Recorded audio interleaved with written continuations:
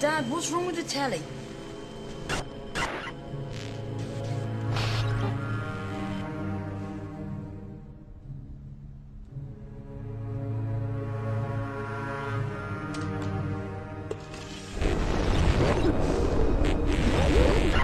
Good evening, London. Allow me first to apologize for this emergency channel. I do, like many of you, appreciate the comforts of the everyday routine, the security of the familiar, the tranquility of repetition. Bloody hell. I enjoy them as much as any bloke.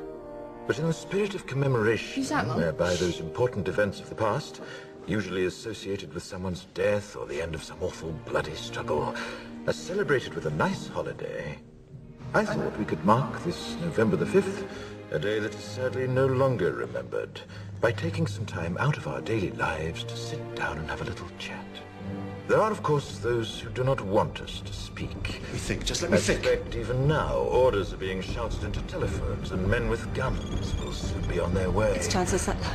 Damn it! Why? Because while the truncheon may be used in lieu of conversation, words will always retain their power. Words offer the means to meaning, and for those who will listen, the enunciation of truth.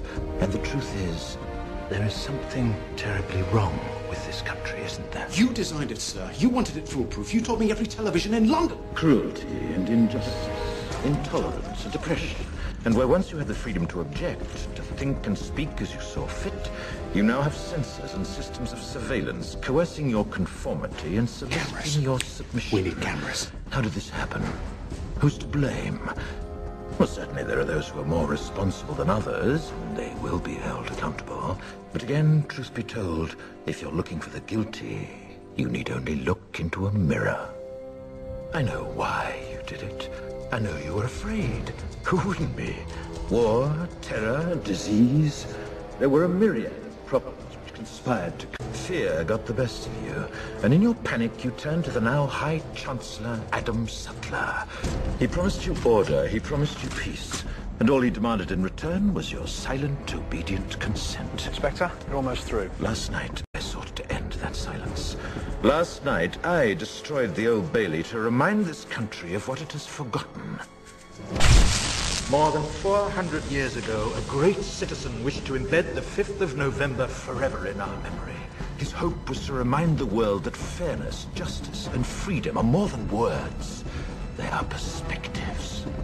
So if you've seen nothing, if the crimes of this government remain unknown to you, then I would suggest that you allow the 5th of November to pass unmarked. But if you see what I see, if you feel as I feel, and if you would seek as I seek, then I ask you to stand beside me 1 year from tonight, outside the gates of Parliament, and together we shall give them a 5th of November that shall never, ever be forgotten.